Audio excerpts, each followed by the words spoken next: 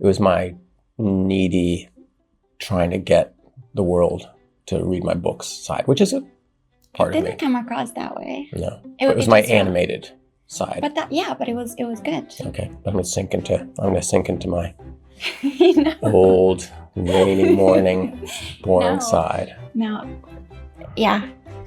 Just be you. Okay, we're talking. That's all it matters. Well, part of the problem is that it was the end of the day. I was caffeinated and my cat was running around, and the guy who was interviewing me said it was going to be filmed, and so I was kind of less conscious of my words, and I was gesturing and I was doing all sorts of things like that. Anyway, tell me more. How can I be better when I talk? I actually really enjoyed it. I think I have that too, like different times of the day. I'm a bit of a different personality. I also get more animated towards the end of the day. My daughter said that I was like, that's not Papa. That's not the person I know. You good? I'm good. You're comfortable? So comfortable. Let's do this. I'm just going to talk like this.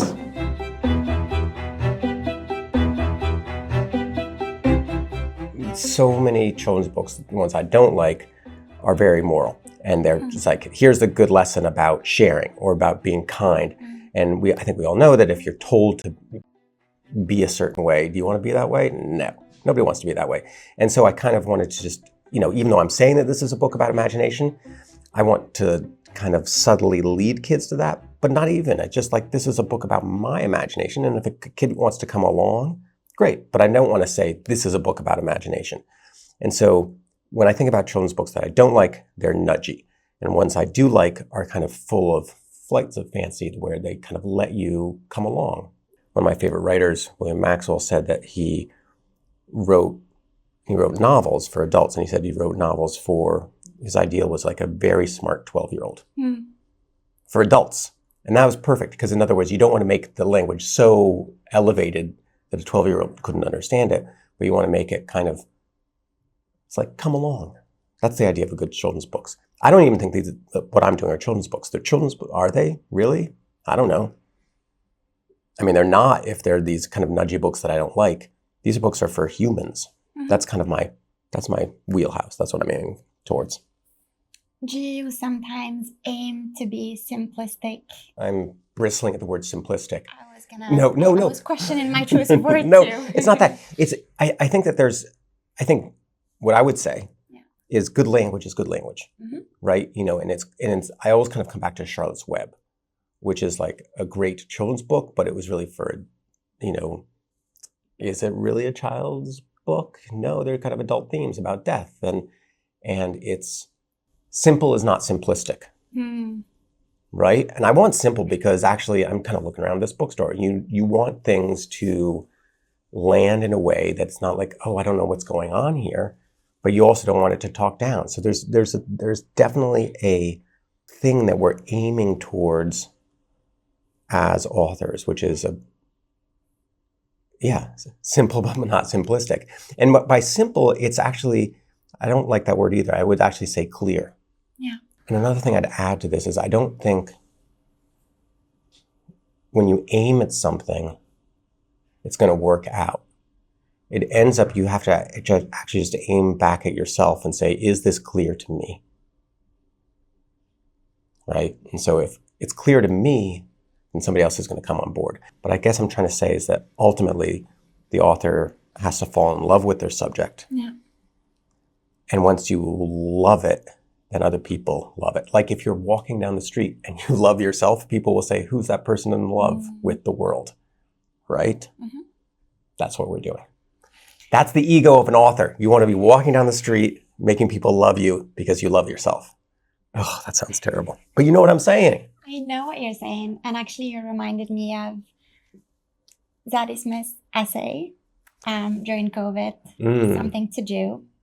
And she was talking about writing doesn't necessarily, or any creative endeavor doesn't really have to have a utility. It could just be a way of inhabiting time, which then made me think, for somebody like you, if you're just seeing it as like self-expression or for yourself, like would you write with the same fervor and passion if there was no one to appreciate it? Yes. It's a little bit of a paradox. It is. First of all, we should have her here because have we talked about that essay? Well, you have mentioned it at some point. Yeah, because that essay It's a very interesting kind of take on the creative process. We need to call her right now, because I think I have a bone to pick with her about that essay. Because also I think, first of all, it's a beautiful essay. Mm-hmm. Why we write. And I kind of felt that because that essay inspired my book about making books, because it was like, she has this great line, here's a novel made with love, or here's a banana bread made with love.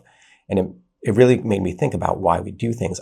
The bone I have to pick with her is I felt that she was saying, like, this is just something to do. I think that was the name of her essay. And I think that maybe, I don't know if she totally believes that, because I think that there is beauty to what she's doing. Obviously, she's amazing. Yeah. But I think that she would also say that there is something about self-expression and that love that we add to the banana bread or to the novel, that is that little extra thing that's both internal and then something that becomes heard by somebody else. And also, we're all different people. I read that essay, I was inspired by it, and it made me feel that love actually is why I do this. And it's both love for what I'm doing, but there is a little bit of that hope of reaching that a reader.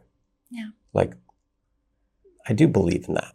I do believe that there's that, we write for one person out there that we'll never know that person. And that's actually really beautiful.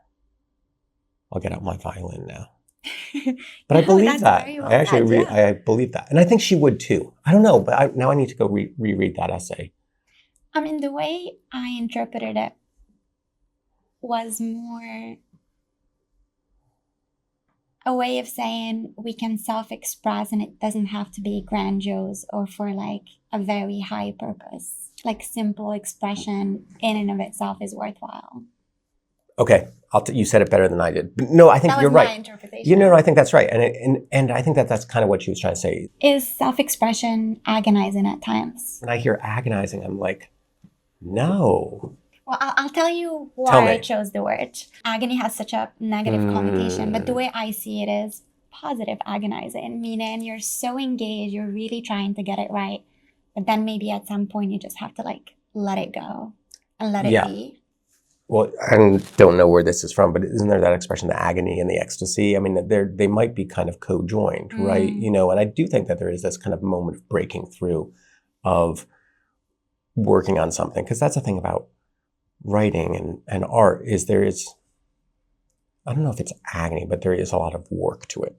And it's kind of the boring work. If we're coming back to being in a cafe and going through our rhythms, it's sometimes not so interesting. It's just kind of doodling with a sketchbook and trying to come up with a perfect phrase, or trying to figuring out how to make a bridge in an essay, or trying to figure out how an image is going to look. I don't know if that's agony, but it's just, what it is? It's just work. Good work. Wonderful work.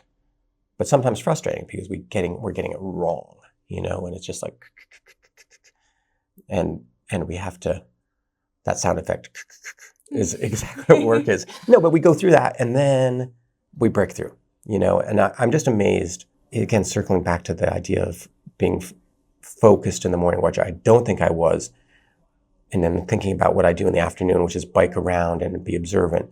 But I actually think that if I'm biking around and being observant at the end of the day, it's sometimes all of that frustration or agony from the earlier part of the day is let to simmer and then breaks through, because I'll be biking and I'll be like, oh, here's my solution for this sentence.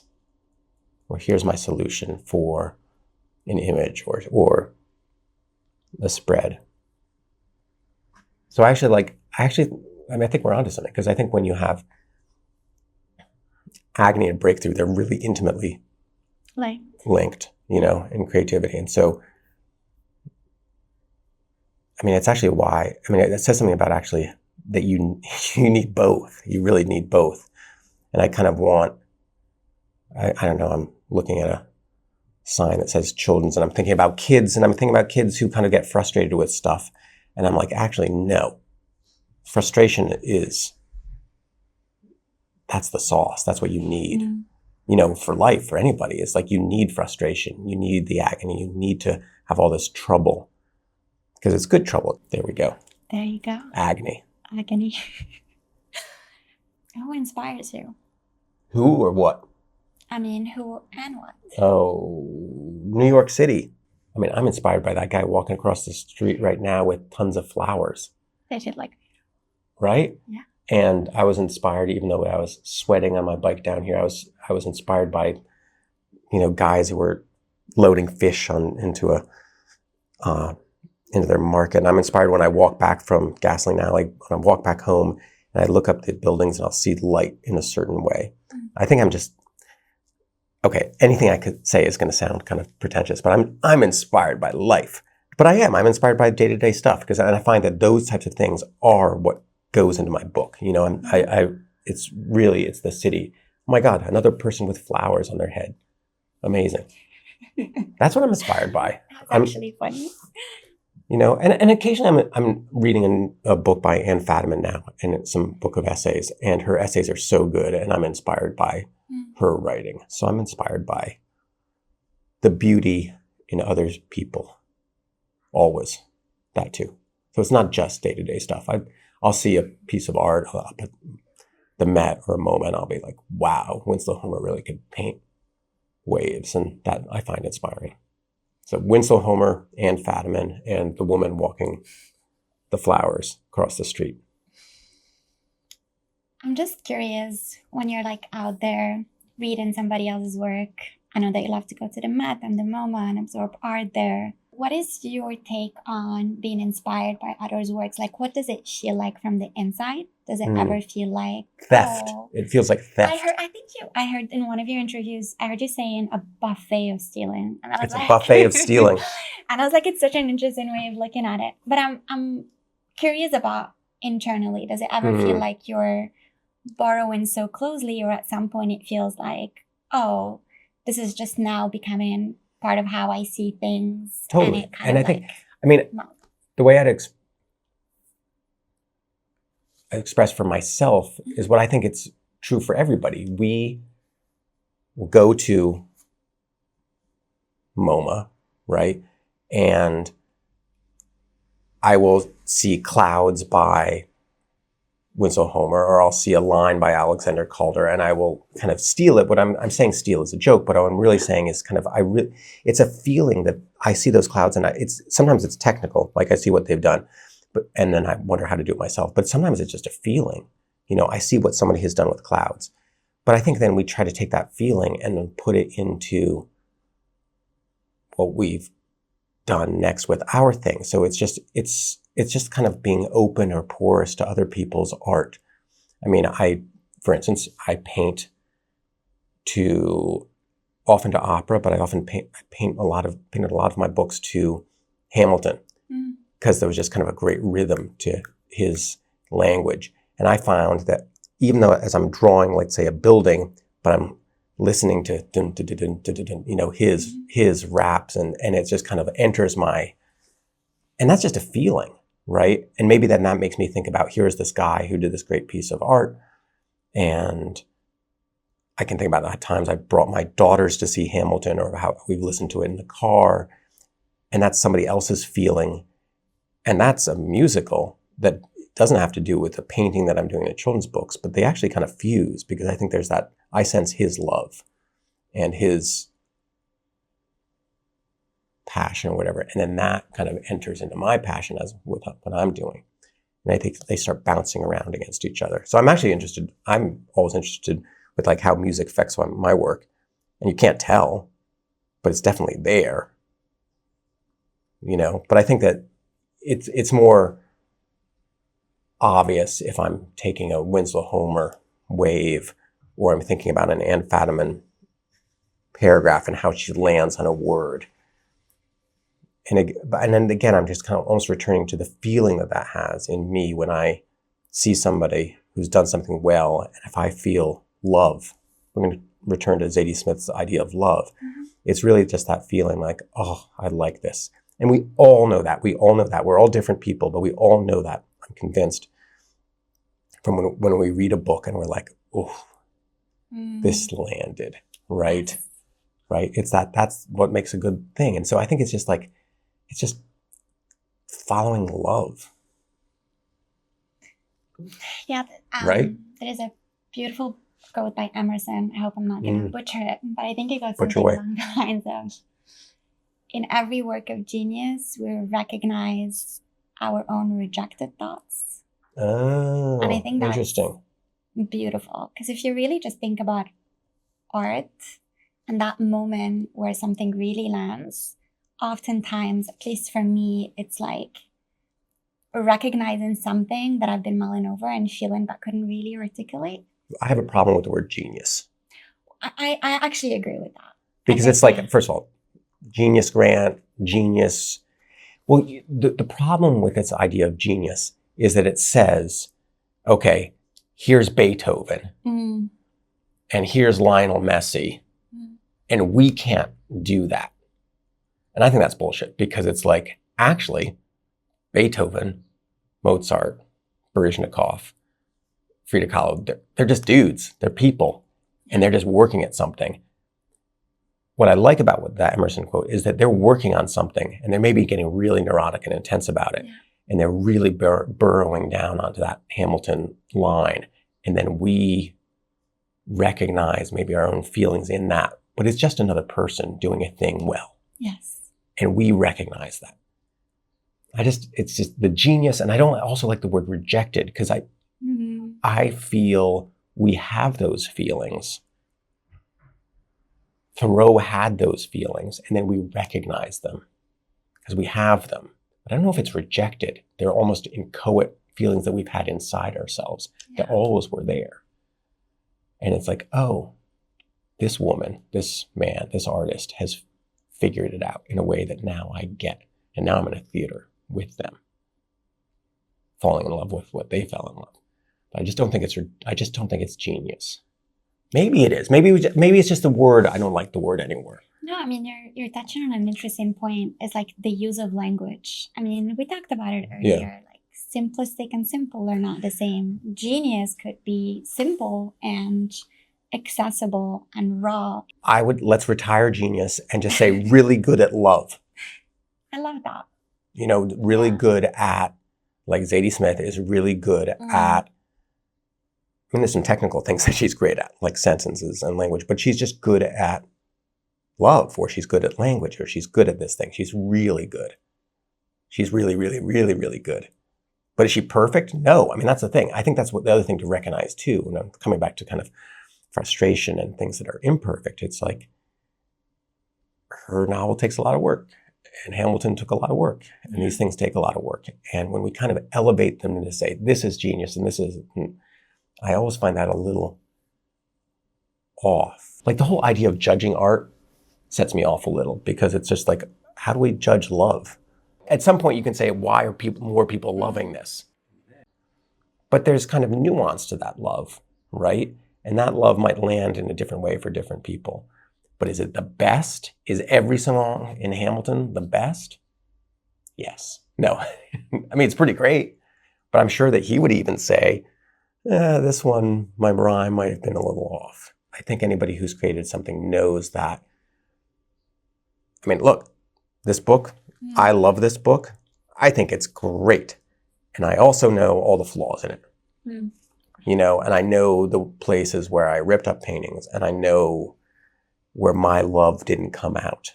And I know the places it did. And so it's just messy. It's just, art is so much more messy than we think. Are you at peace with the parts of it that you don't really like? No, not at all. Can I tell you why? Actually, so one of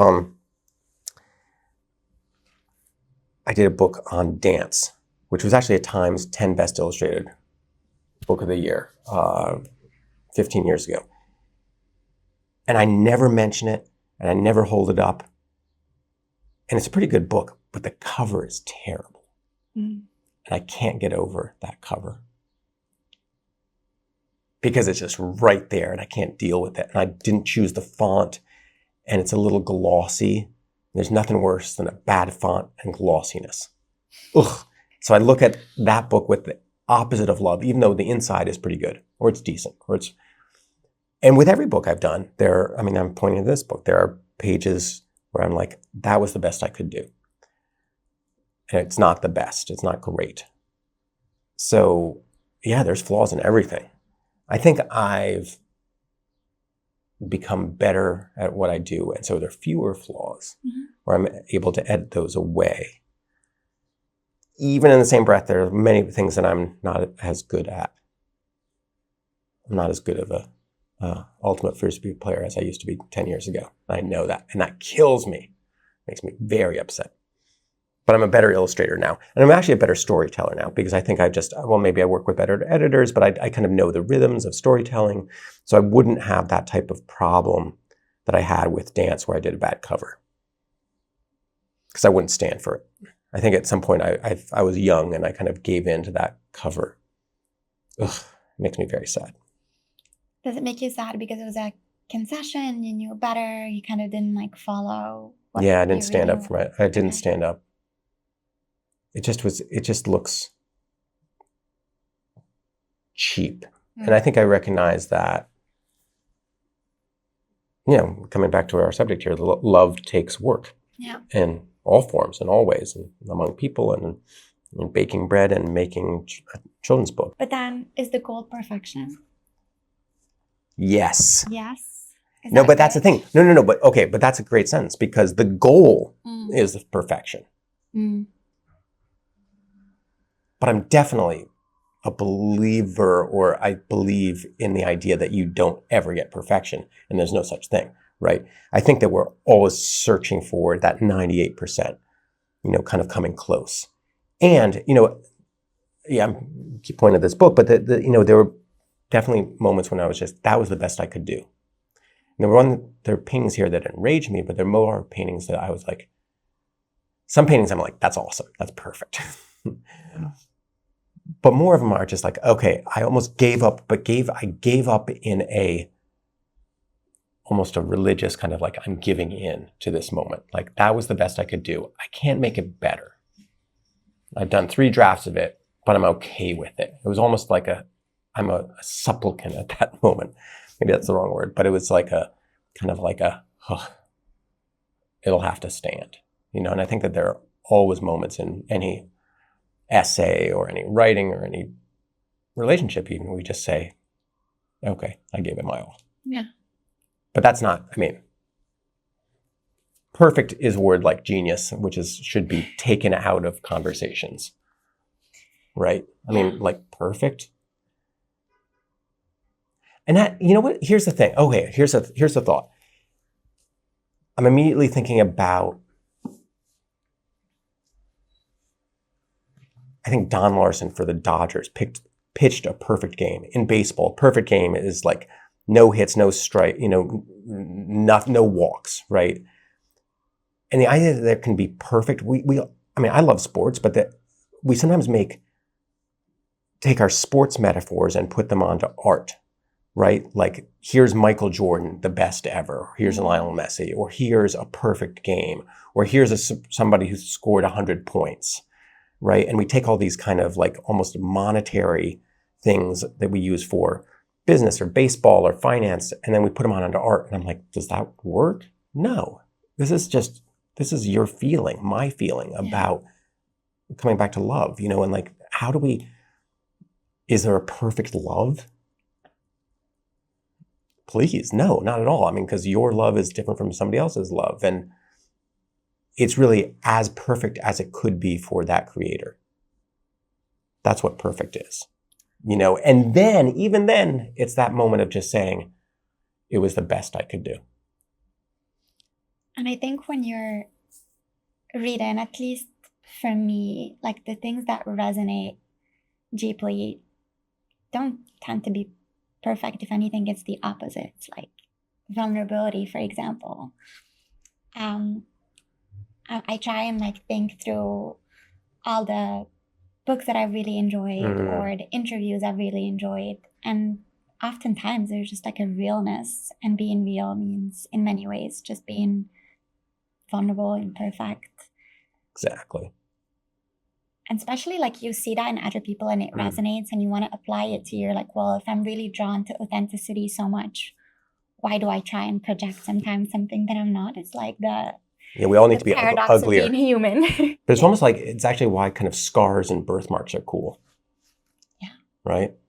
Or coming back to, when you talked about that, I immediately think about like the Met and MoMA and going there. And I think those moments that we like are that kind of weird splotch, that the Van Gogh kind of thing of color where it was almost like he scraped it on. It was like, oh, Handmade this, or sketches. I always like sketches.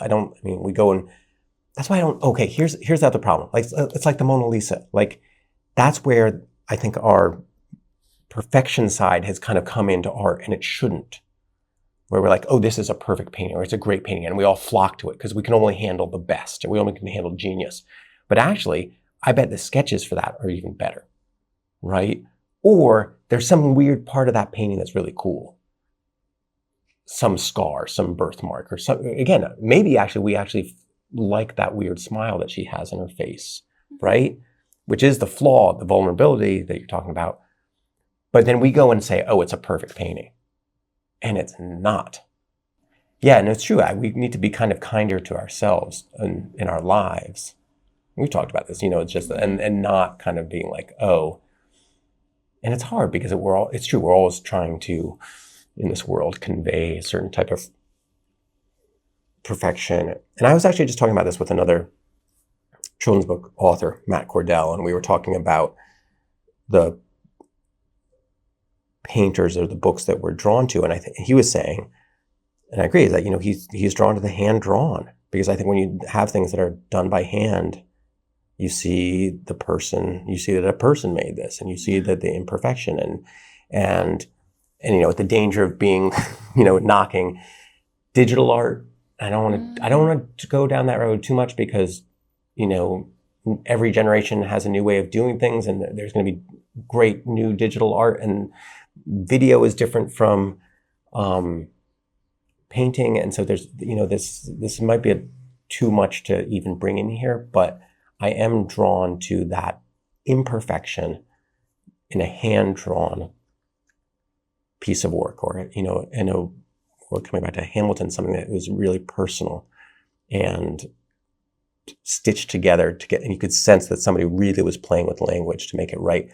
And I think that that's why we're so scared about digital art and AI, because we're scared that we're kind of losing some type of human messiness, and that we've become too beautiful. Are you worried? We as a culture. How do you feel about it? I don't care at all. Look, I love journalism and writing, and I consider myself like a quarter journalist. I'm not, but I like to think that. But I think that there are many of these pieces about AI, or these essays about AI, are all about predicting the future. Yeah.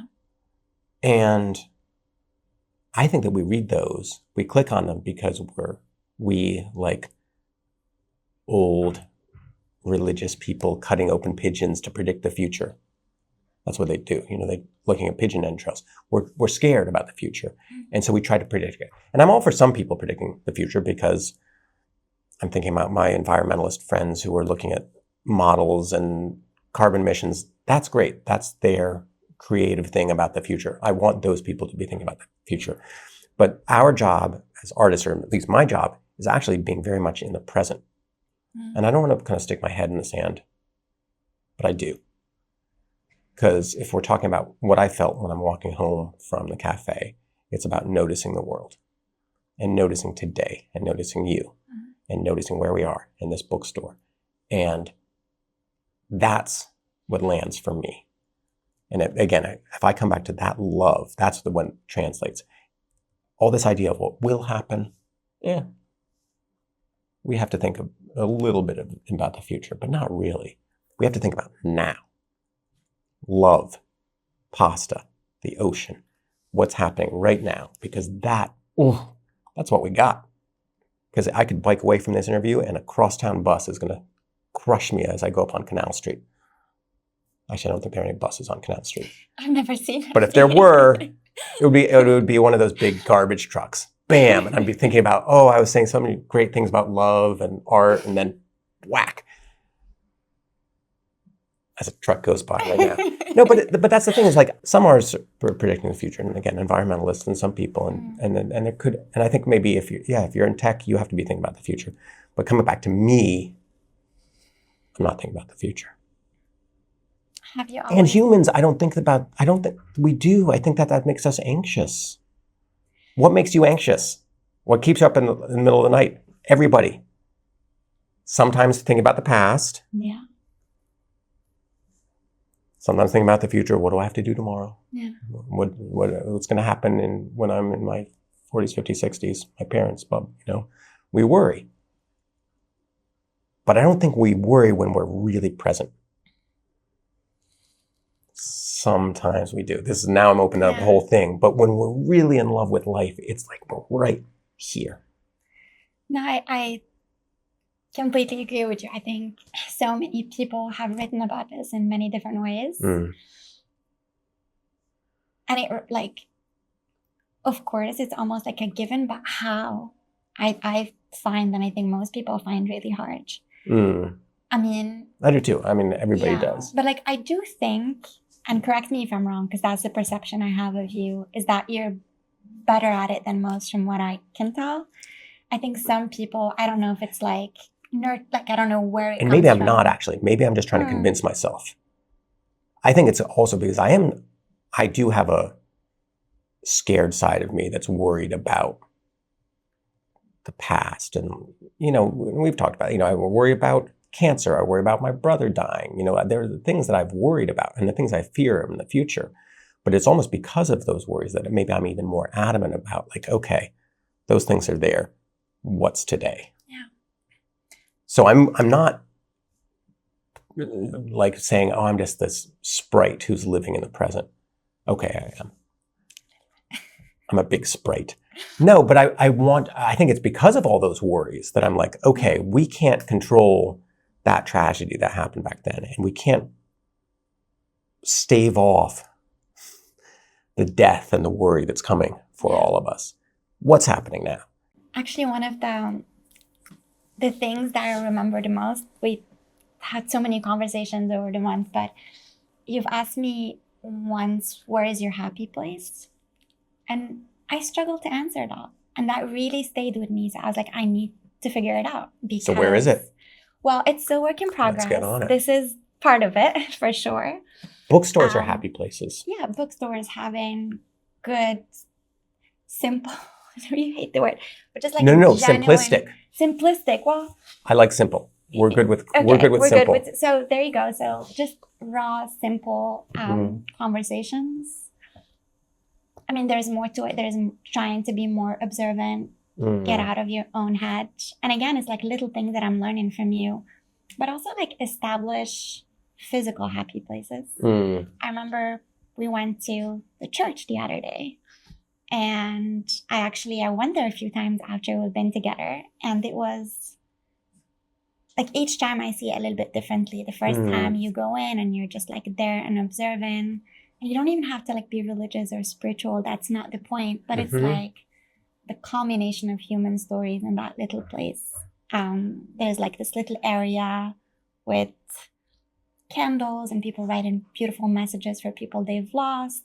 And it's just, I mean, that sounds morbid and not a happy place, but it actually it's soul-filling. Like it makes you appreciate. I am not religious. I'm not religious at all. But I found that this last two things. One, that's one of my go-to places when I take people from out of town or people I kind of go for a walk with, is I bring them to that St. Anthony's Church, and it's on Prince and... Is it Elizabeth or Mott? It's on Mott. Yeah. And what's amazing about it, there's so many things that are amazing about it, because you're in the bustle of Soho and then you come in and it's quiet. Yes. And it's like, oh, there's this stillness that feels like you're in a forest or in this beautiful canyon.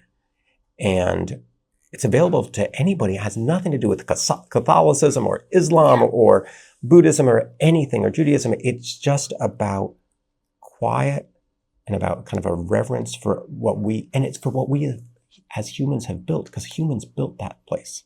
They were like, oh, we're going to bring a little bit of the forest into the city, a little bit of that stillness. I just finished painting a book, and I've gone there alone in the evenings around 5 o'clock, and I go and I'll light a candle, and I'll put in my $2, and it's just a breath. Yeah.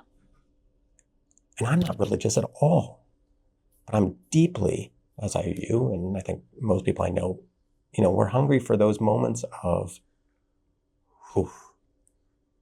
And yeah, that's a great spot. And it's kind of, people again from out of town, I think are amazed by it because they're like, this is in New York? Yeah.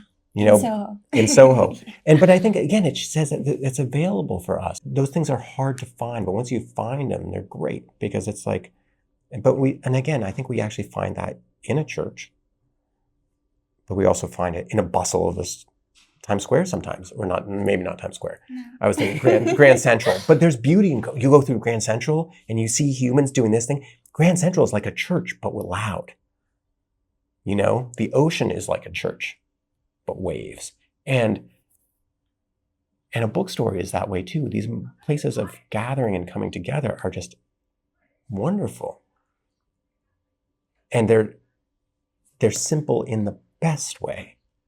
Like I'm going to keep on coming back to a great bowl of pasta bolognese. I don't know why I'm talking about that. I'm not even hungry, but it's hard to find those moments, but they're all out there. I wonder if we have an added anxiety now and less of an ability to access awe and wonder and love. We'd have to ask somebody who was walking in Morocco in 1850 up in the hills, what were their worries?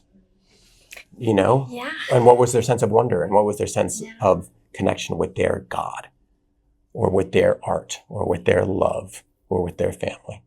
I don't know. Yeah. I mean, it's interesting you say that, because when I go back home in 2026, and Morocco is pretty developed for the most part, but there is still something embedded within the culture that's slower. And the minute I land, I can feel it. And it's common, it's soothing. I remember when I was younger, I would go back and within a week I'll get restless. I'm like, so many teapots and meals and like, how do you do this? But now I love it. It's like it's soul enriching. And it worries me because I think the whole world is kind of at some point probably going to become very fast paced, but I can still feel it back home. And I think it's beautiful. Speaking of awe. Wait, can I yes and that for a second? Please, yeah. Which is just that I think that we as humans actually want both. I'm thinking about when I go back to the farm and I'm like, this is beautiful. And then a day later, I'm like, okay, get me back to Grand Central, or get me back to Soho and the madness of Soho, right? The key, though, is recognizing within ourselves that we contain multitudes and that we actually want both. We are different people with different people. Yeah. And that sometimes we want to be walking down the street and bustling and knocking in and thinking that this is electric. But then sometimes it's like, oh, get me off this street, get me into this space of calm, or get me back to Morocco. Yeah. And I think that is the key for me. I don't know, for you, for many people, is actually figuring out that toggle. So it's like that, almost that shape shifting. And I'm thinking about books now. It's just like, here's this beautiful book that I hope I've created, but there's a lot of work goes into it. But then here's this space where it's calm. And it's just kind of like, I don't know if I'm combining those two things, but I think I'm trying to say that there's meeting between that electricity, the messiness, the work, and then that softness that you have when you open a book. Anyway, I'll have to think about this a bit more. No, I completely hear you. Whenever I'm trying to think through something in extremes, and I'm thinking, and that could be, should you go fast or should you go slow? I always come back to balance being the answer. And it's... There we go. Yeah. Balance. We figured it out. We figured it out. We solved our life. Mic drop. You work with kids a lot. Not really. Not really? Oh, I do. You do? I do, but I go off to schools and Yeah. I do readings or book signings, but mostly I'm hanging out in cafes with adults. That's true. So I don't work with kids. Well, I'm going to ask you my question anyway. Okay, 'Cause I'd love go your for it. take. What do you think kids naturally remember that as adults gradually lose sight of? What do they remember when they're adults? What do they remember about being when they were kids? What do they have innately? Humor. Humor. Okay. Yeah. Not that kids don't worry. Because there's huge, big, scary things in the world. But like when I just did this signing in a bookstore at Spiral Books, it's the adults who are like saying things like, oh, do this or do that. And the kids are just like right there and present, and they're looking at you and they're sneezing on you and there's a big thing of snot hanging off and they're just present. Sometimes we're hugely worrying too. So I don't want to paint kids as different because I think we go down that road often as children's book authors or just as society. We say kids are these special little sprites, and they're just humans too with their own concerns. But I do think that their concerns are a little bit more interesting, or not interesting, a little bit more simple and not simplistic, but a little bit more clear. And I think that their sense of humor, their sense of kind of joy is better because, let's come back to that pasta bolognese. The first time a kid, a 12-year-old, 8-year-old has a great pasta, like with a ragu that they've never had before, it's just like, oh, they're just in love with that moment. And now we're like, oh, what we have when we actually taste that pasta is it throws us back, and it's like, this reminds me of Morocco. Reminds me of being in Florence. Reminds me of these other things, right? So I think actually we sometimes come back to these places of peace because it reminds us of peace in our childhood. Whereas a kid is actually having it for the first time. So maybe that's not humor. Maybe, I don't know what kids give us. They give us humor, but it's almost a sense of wonder. When I say a humor, maybe it's because they also sense the ridiculousness of something. Like, look at that cat jumping around. Who's thinking it's a bird? And they are like, what's going on here? And they're just like, that's hilarious. Because they see it for the first time. It's just a newness. Now I'm feeling that I'm sounding a little cliched because I'm kind of arguing for us to look at things with the eyes of a child. And, that sounds a little hackneyed, but I kind of believe it.